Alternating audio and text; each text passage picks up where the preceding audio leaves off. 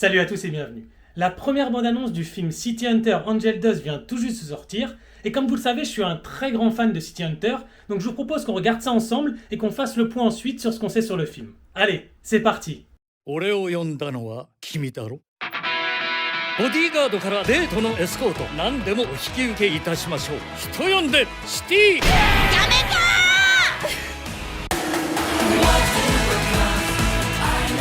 猫探し？絶対ここにいるわ。都会のスイーパーだなんて。もし今冴羽さんが殺されたらどうします？亮は死なないわ。ただ一人エンジェルダストに飲まれなかった男。やっとお前とやり合えるぜ。ナノマシンによって超人兵士へと変えるエンジェルダスト。どうして亮を殺したいの？誰かが仕向けているのなら乗るしかない。冴羽亮という名前気に入ってくれているようだな。これが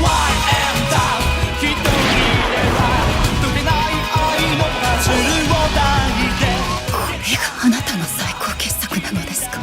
生き延びている限り過去は追いかけてくる。決して逃れられない。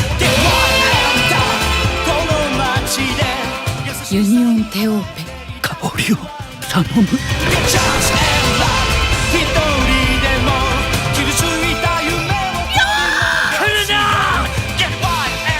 劇場版シティハンターエンジェルダスト。お前の望みを叶えよう、亮。Alors déjà, pour rentrer dans le vif du sujet, directement dès l'introduction, on voit qu'ils ont repris la même intro que la bande-annonce du précédent film de City Hunter Private Eyes, avec Ryo qui arrive et qui dit « Ore o yonda no wa kimi daro ». Cette phrase qui veut dire « c'est bien toi qui m'as appelé ». Donc on sent tout de suite qu'il y a une volonté de continuité entre le précédent film et ce nouveau film, et il y a un autre plan dès le début de la bande-annonce qui nous fait penser ça, c'est le plan sur le Godzilla.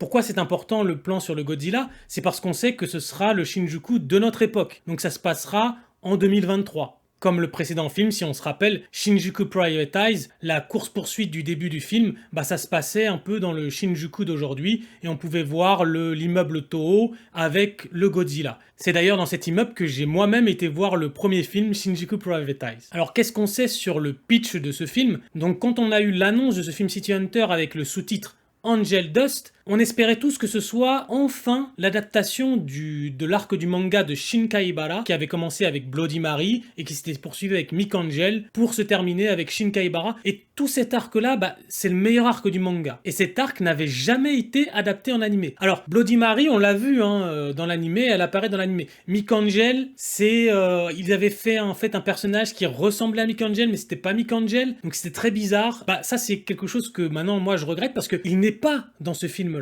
Les nouveaux personnages en fait qu'il y a dans ce film, c'est Angie d'abord, donc c'est la cliente de Ryo et Kaori, et donc qu'est-ce qu'elle va faire? En fait, c'est une productrice de vidéos qui est au Japon et qui va rechercher son chat. D'ailleurs, c'est ce qu'on voit dans la bande-annonce, il recherche Neko Sagashi, il recherche le chat de la cliente. Et en même temps, est-ce qu'elle dit la vérité? En parallèle de ça, elle est quand même très intéressée, cette Angie, par tout ce qui est les Yakuza et la mafia japonaise. Donc, est-ce qu'elle s'intéresserait pas indirectement à Ryo, ou du moins elle s'intéresse à l'Union Théope, puisque c'est ça qui va être le sujet du film, c'est l'Union Théope. L'Union Théope, qui on le rappelle, est responsable de la mort du frère de Kaori, Makimura, puisque c'est à cause de la drogue Angel Dust qui s'est fait tuer. Et donc, cette Angie, elle va s'intéresser à l'Union Théope, et la drogue Angel Dust va refaire surface à Tokyo, et il va y avoir deux nouveaux personnages qui s'appellent Piraruku et Espada. Bon, a priori, ce sont des noms qui sont dérivés de poissons, puisque Espada, je suppose que c'est pour espadon, et Piraruku, je suppose que ça doit être peut-être piranha ou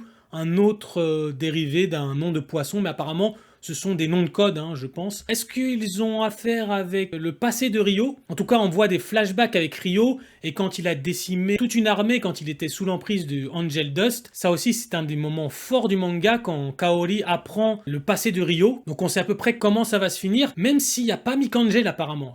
Alors je sais pas si est-ce qu'ils ont voulu garder la surprise, et ils ne l'ont pas inclus dans le trailer, ou alors comme il y avait un personnage similaire dans l'animé, ils n'ont pas voulu l'inclure, on sait pas trop. J'espère j'espère vraiment que Mick Angel sera inclus à un moment ou à un autre, parce que voilà, c'est un des personnages les plus importants de City Hunter, peut-être même le plus important, le personnage secondaire le plus important de City Hunter, hein, après Umibozu, Saeko et tout ça. Bloody Mary, Mick Angel et Shin Kaibara, c'est le prime de City Hunter dans le manga en tout cas. Donc j'espère vraiment qu'on aura une bonne surprise et un peu de fanservice et que Mick Angel sera présent dans l'anime. On voit aussi dans la bande-annonce les 4 Size qui sont de retour, avec un chara design qui est un peu mieux hein, que le précédent film où je trouve qu'il était pas terrible, mais bon, c'est pas non plus un superbe chara design. Bon, après ce sera sûrement, comme dans le premier film, ce sera un caméo, mais je suis un peu déçu par le chara design, même si il y a l'air d'avoir beaucoup plus de moyens, en tout cas dans cette bande-annonce, dans ce film-là, que dans le film précédent. Parce que dans le film précédent, on va pas se mentir, alors